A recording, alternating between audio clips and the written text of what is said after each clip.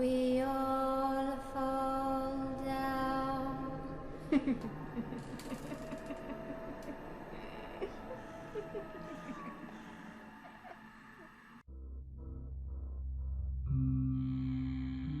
C'était un véritable enfer.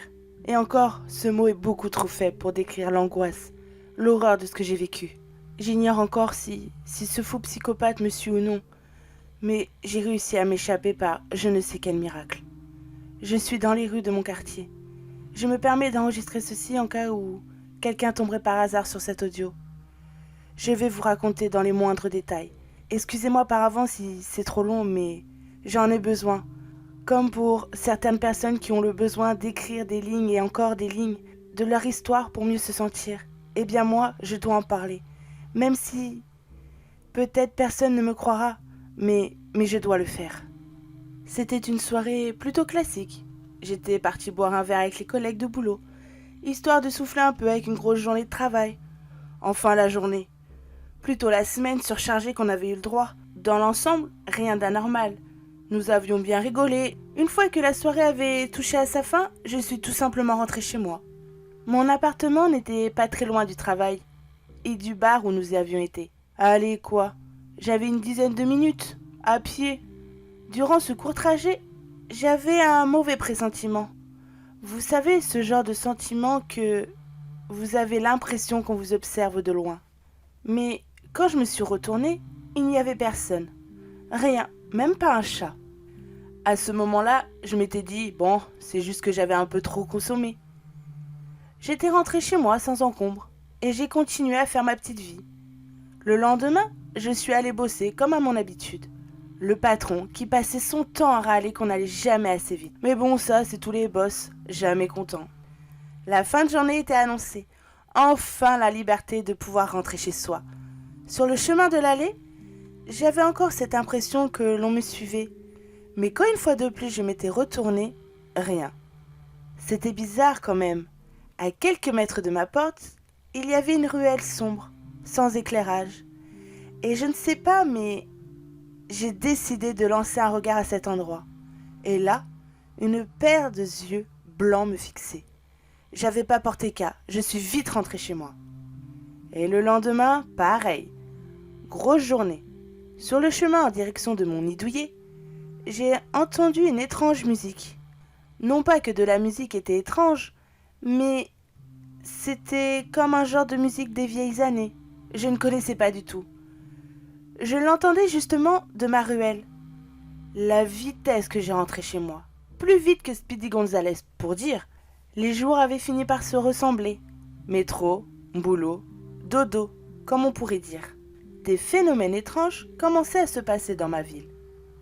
Des disparitions de personnes, sans avoir un profil bien détaillé, étaient devenues introuvables depuis quelques semaines, je dirais même des mois. Mais je n'avais pas vraiment fait attention. Une fois qu'on est dans une routine, c'est compliqué d'en sortir. Surtout qu'en plus, je vivais seule, donc c'était encore plus facile. Comme à mon habitude, j'allais au travail. Et l'une de mes collègues m'avait interpellée en me disant qu'une personne avait été plus ou moins retrouvée. La personne était décédée suite de ses blessures. Mais avant sa mort, elle avait pu dire à l'un des policiers, dans un regard à vous glacer le sang, qu'il était revenu. Mais ils n'ont pas eu le temps de l'interroger plus que ça. La victime avait succombé. Elle était bien gentille, ma collègue, mais en quoi ça me concernait? Ok, la personne a été kidnappée et morte. Mais je ne la connaissais pas le moins du monde. J'avais donc effectué ma journée de boulot comme d'habitude, quoi. Fallait bien manger, comme dirait l'autre, fallait bien gagner sa croûte. Ce que m'avait dit ma collègue m'avait quand même intriguée. Je devais bien l'admettre. Alors, une fois rentrée chez moi, j'ai pris mon ordinateur et commencé à faire des recherches sur cette étrange histoire. Et en effet, la victime était une personne qui vivait dans le quartier depuis peu. Je l'avais croisée que quelques fois lors d'un passage rapide à la supérette, mais sans plus. Je m'étais quand même dit qu'elle avait été enlevée juste à côté, sans que je le sache. La personne qui a causé ça pouvait être encore dans le coin, et ça, c'était pas super rassurant. Étant donné ma vie, qui se répète et seule en prime, j'étais restée sur mes gardes. Mais un soir que je rentrais chez moi, j'ai vu quelque chose d'une atrocité énorme. Tout d'abord, j'avais entendu cette musique étrange, vous savez, qui ressemblait sortir d'une vieille télévision cathodique. Et en regardant derrière moi, j'ai vu à travers la vitre une grande ombre noire, avec des yeux blancs, des oreilles de chat. On aurait dit Félix le chat, mais de version taille humaine. Super effrayant le truc. Alors je n'ai pas perdu une seconde, j'ai pris mes jambes à mon cou et j'ai pu atteindre rapidement l'entrée de chez moi. Une fois à l'intérieur, j'avais décidé de jeter un coup d'œil rapide par la fenêtre. Voir si ce que j'avais vu était encore là. Eh bien, bizarrement, cet énorme chat était encore là, près d'une vitrine. Sûrement un objet décoratif pour la boutique en question. Je ne sais pas ce que c'était au juste. Peut-être un vendeur d'articles de creepy, des jouets d'horreur, des déguisements. Mais je dois avouer que je ne suis pas une adepte de ce genre de choses. Après tout, on s'approchait de la fête tant attendue que certaines personnes affectionnent particulièrement. Halloween. Le lendemain, je suis repassée devant cette fameuse boutique.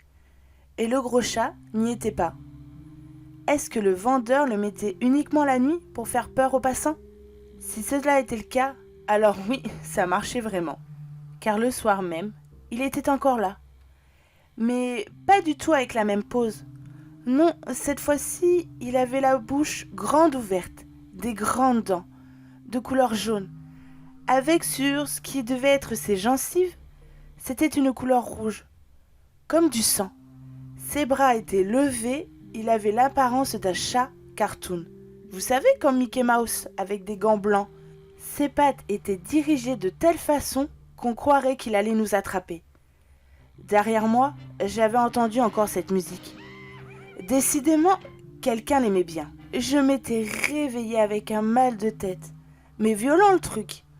Comme si un objet lourd m'avait assommé.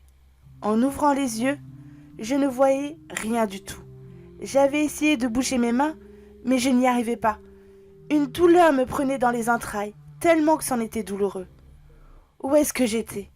Était-ce le kidnappeur qui m'a enlevé, comme celui qui a enlevé ma voisine ? Au même moment, une main s'est posée sur ma tête, en retirant le tissu que j'avais dessus. Je ne pouvais pas parler, j'avais un bâillon dans la bouche. J'étais dans une putain de situation, mais que me voulait-il cette personne ? J'étais une simple employée de bureau, je ne demandais rien à personne. La pièce dans laquelle je me situais était à peine éclairée.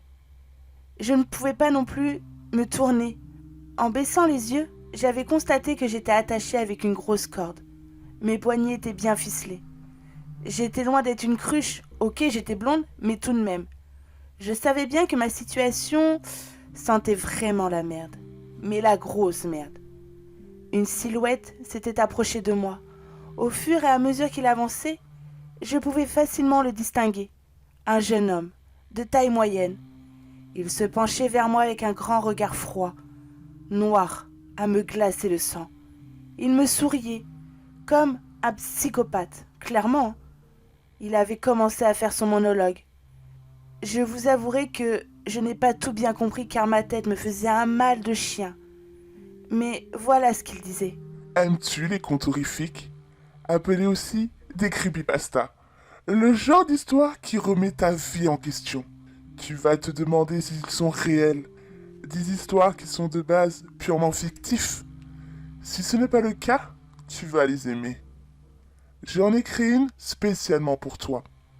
Et avec ta taille, ça ne sera pas trop difficile de créer un costume sur mesure. Enfin un costume, plutôt une sorte d'animatronics.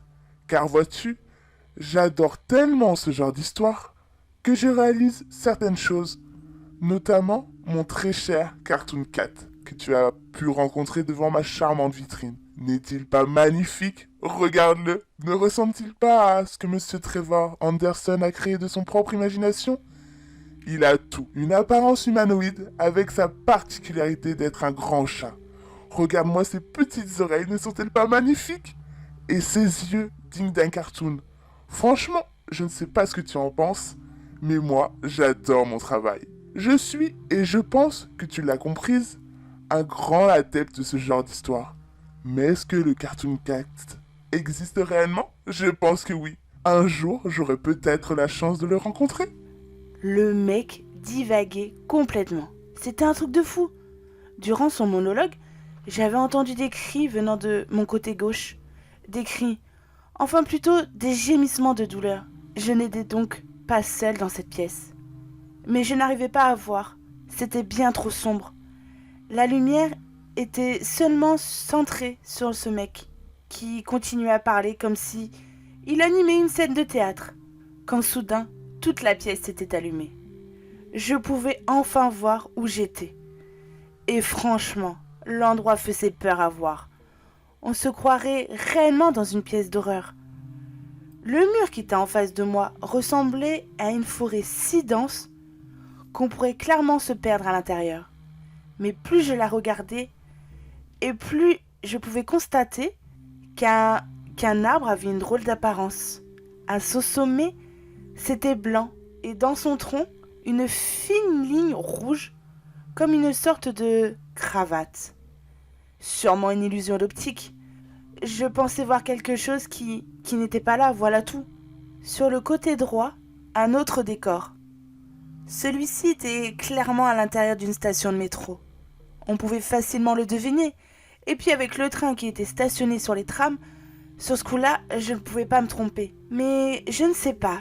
Et à ma gauche, une personne était là, suspendue par les poignets, à gémir de douleur, car il était vraiment dans un sale état. Des coupures de partout. On pouvait le remarquer sur tout son corps. Il était torse nu. Je ne savais pas réellement ce que je voyais. J'ai une remontée amère dans la bouche. Sur son torse, il y avait une sorte de tracé de crayon, comme, vous savez, comme s'il allait passer une opération chirurgicale. Tout le long de la cage thoracique, sur le haut de ses cuisses, le même tracé était indiqué. Le mec fou avait dû voir où était mon regard et avait commencé à expliquer encore, tout seul, ce qu'il allait faire de cette personne. J'ai créé des monstres, des créatures qui sortent de mes conteurs creepypasta préférés. Et celui-ci, je lui réserve une place de choix. Encore une superbe création de Monsieur Anderson, le grand et le sublime Siren 8. Mais il me demande beaucoup de travail, alors 2 personnes ne seraient pas trop? Il était complètement fou. Je pouvais comprendre qu'on pouvait apprécier des histoires, mais de là à essayer de les recréer et d'imiter les scènes qu'il avait pu entendre dans ces fameuses creepypastas, comme il les a appelées, il était vraiment très flippant. J'aurais dû trouver un moyen de partir d'ici, mais j'ignorais comment le faire. Quand je vois la personne qui était suspendue, je ne pouvais pas finir comme ça. On ne pouvait pas définir si c'était un mec ou une femme, pour dire à quel point il avait bien été attaqué. Au moment de mes pensées, le dingue avait pris un couteau. Il avait commencé à se rapprocher de moi, couteau levé. Au même moment, la personne suspendue avait gémi de douleur. Quand le psychopathe avait entendu ce dernier, en voulant se tourner, il a basculé son couteau vers le bas. Et bien sûr, sans le vouloir, il a coupé mon lien sur mon poignet, pouvant ainsi me libérer d'une main. Le con, il n'avait pas vu ce qu'il avait fait. Dans son regard, il devait être blasé d'entendre tous ces cris. Donc du coup, je ne sais pas, il est parti. Il est parti à l'étage. Je savais alors que c'était le moment pour moi de tenter une évasion. Je savais déjà, de ce que j'avais écouté de son monologue, que nous étions dans son magasin, non loin de chez moi. Mais je ne savais pas comment c'était agencé au-dessus de moi. Oui, j'avais déduit que nous étions au sous-sol, au bruit de pas que j'entendais depuis qu'il était parti. J'avais une main de libre. Avec l'autre, c'était facile de me défaire le lien. Une fois fait, j'avais dénoué les liens qui étaient sur mes chevilles. J'étais remplie d'adrénaline. Sans réfléchir, j'avais monté les escaliers que le dingue avait pris peu de temps avant moi. Une porte était en haut. La main sur la poignée de la porte, en essayant de l'ouvrir, j'étais curieuse de voir qu'elle n'était pas barrée. Une chance pour moi. En l'ouvrant tout doucement, j'avais jeté un œil pour voir s'il était là, mais non, RAS. J'avançais doucement. Je ne savais pas où était la porte de sortie. Je devais faire vite, car le mec allait forcément vite remarquer ma disparition. En levant la tête, un panneau avec le mot « Exit » dessus était indiqué. Pas le temps de chercher midi à 14h. J'avais pris la direction de celle-ci. Une montée d'angoisse me vint. Ce n'était pas possible qu'il savait déjà que j'avais pu m'en sortir. J'ai donc accéléré le pas. Mais une douleur indescriptible me vint dans le dos. Pas le temps de me retourner. Mais j'avais vite compris que ce n'était pas le fou psychopathe, mais son Cartoon Cat. Pas besoin de me retourner pour le comprendre, il était avec sa musique. La porte était devant moi. Un élan de courage, j'avais réussi à l'atteindre. Pareil, elle était ouverte, ça m'arrangeait bien. Une fois dehors, bizarrement, le Cartoon Cat m'avait pas suivi. J'étais enfin dehors. Certes, je n'étais pas resté bien longtemps, mais à l'intérieur était tellement oppressant, lugubre, morbide. Aller chez moi, c'était impossible. Il pourrait facilement me retrouver. La douleur dans mon dos me faisait extrêmement mal. J'allais mourir, c'est pas possible. Mais maintenant je suis là, accroupie, dans une ruelle sombre, à vous enregistrer ce message. À celui qui l'entendra, faites attention à vous. Il n'est pas revenu comme tout le monde pourrait le croire. Il est tout simplement aussi dangereux que l'original. Cette musique étrange, comme celle dans un cirque, se rapproche. Quelle est encore cette monstruosité ?